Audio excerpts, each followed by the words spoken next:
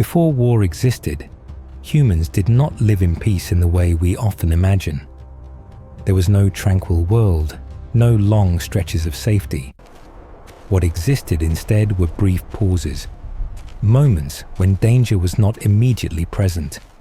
Humans lived in small groups, relying on one another to survive. They shared food, kept fires alive through the night, and protected children who could not yet stand on their own in a world filled with risk.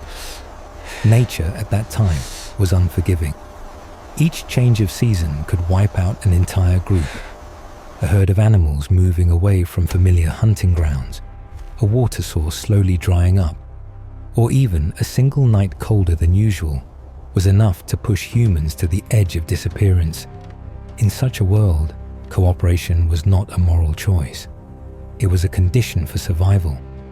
Yet even in the calmest moments, fear was always present. Humans feared hunger, cold, and wild animals. But they also feared other humans, groups just like them, equally hungry, equally searching for water, equally struggling to hold on to fragile life. There was no hatred yet, no war, but suspicion was already growing silently in the background. As human numbers increased, the world did not expand with them. Hunting paths began to overlap. Water sources that once sustained a single group now had to be shared by many. The distance between cooperation and confrontation grew shorter with each passing season. No one wanted conflict, but no one could be certain that avoidance would protect them forever.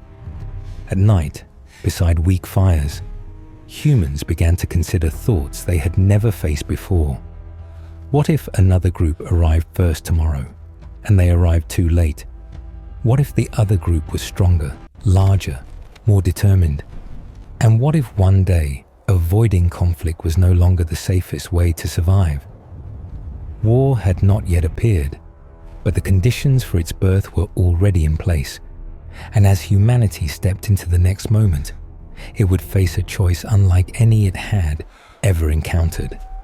A choice that would not only determine the fate of one group, but permanently change the way humans would exist on Earth. As human populations began to grow, the world did not expand with them.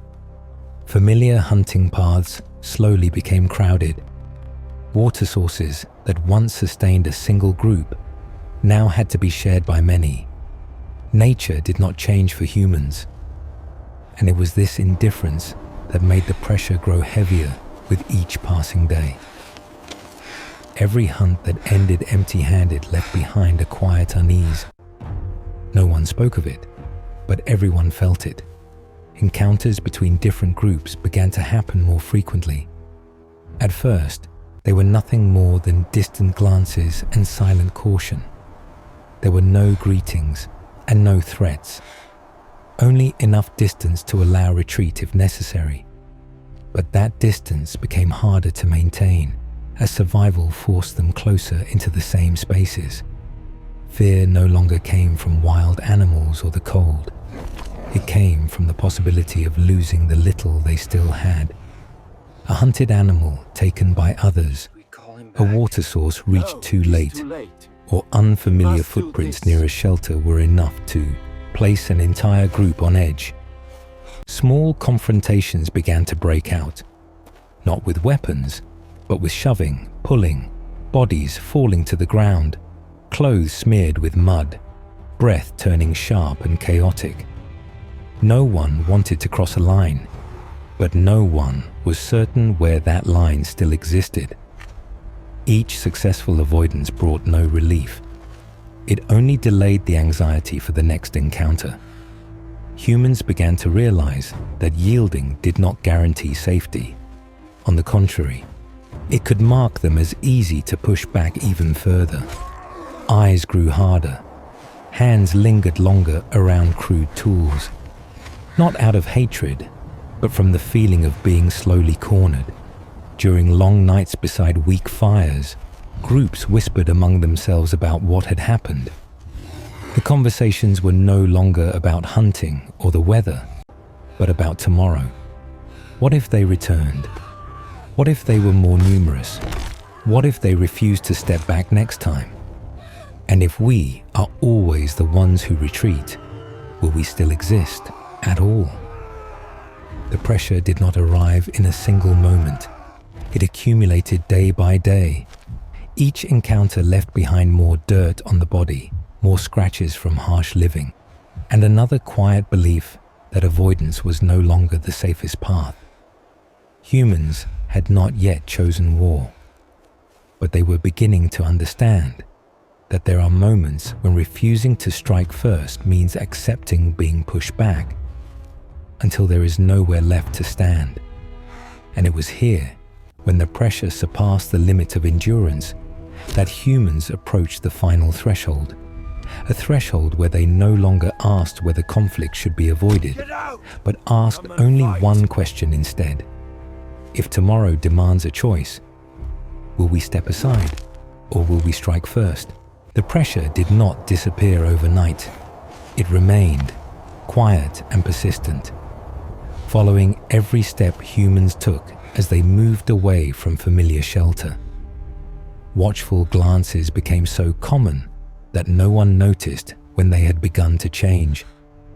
The space between groups was no longer neutral ground, but a zone of tension, where a single wrong step could shatter the fragile silence. The confrontation did not arrive with shouting or sudden explosions. It arrived through prolonged stillness, when two groups saw one another more clearly than ever before.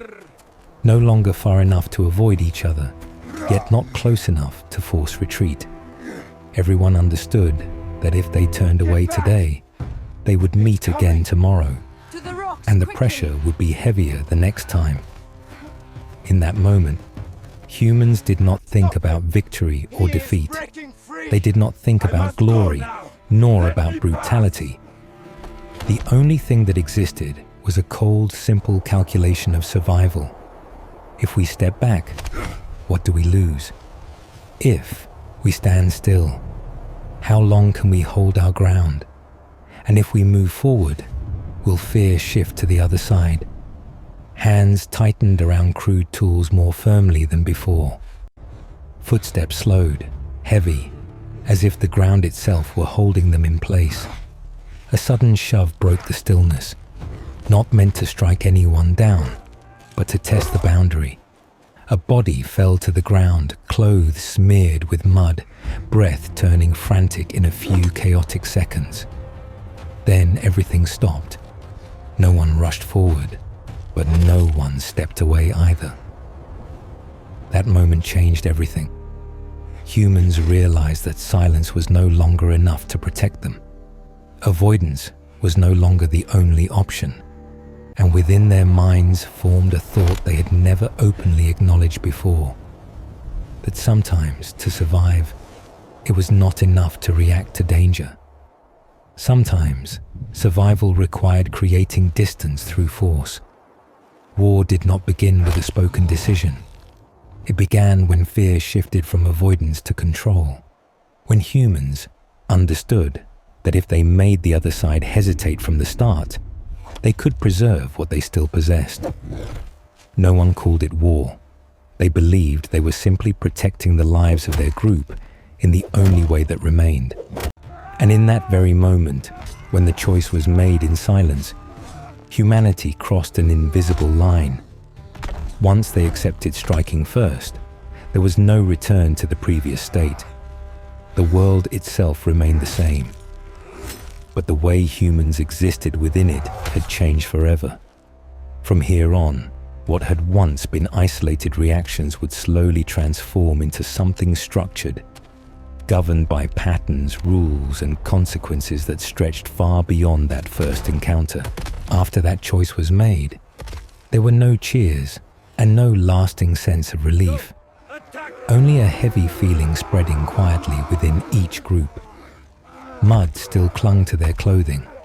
Breaths had not yet returned to normal, and a new truth had been confirmed. Striking first had created distance, at least for now. Humans began to recognize the effectiveness of force, not through theory, but through direct experience. When the other side stepped back, when living space was preserved, when food was no longer taken away, a dangerous belief slowly took shape. That violence, if used at the right moment, could protect life. And once this was proven, it was no longer a last resort. Groups began to change the way they existed. They no longer searched only for convenient shelter, but for positions that were easier to defend. They no longer focused solely on hunting and gathering, but watched one another more closely. Crude tools were kept within reach, not to be used immediately, but to be ready. A new order formed in silence, where the stronger naturally held greater influence, and the weaker were forced to adapt or disappear. At this stage, war still had no name. There were no clear front lines, no rituals, no rules. Yet it already existed as part of daily life, a learned response, remembered and repeated. When danger appeared, humans no longer thought only about avoidance, but about control. No longer just defense, but preparation for the next confrontation. With repetition, violence gradually lost its randomness. Roles began to emerge. Leaders, followers, watchers, decision makers. What had once been individual reactions became actions of the group. And when action became organized, it was no longer a series of isolated clashes. It became a primitive system where strength determined order. From that moment on, war was no longer something that happened by accident. It became part of how humans structured their world. And once strength was accepted as a legitimate tool, the fate of the weak was no longer in their own hands. It rested in the decisions of those powerful enough to impose their will. This was the point at which history entered a new phase. Not merely scattered conflicts, but the birth of organized warfare. From here on, the story was no longer about whether humans would choose war, but about how the strong would use war to decide the fate of the weak.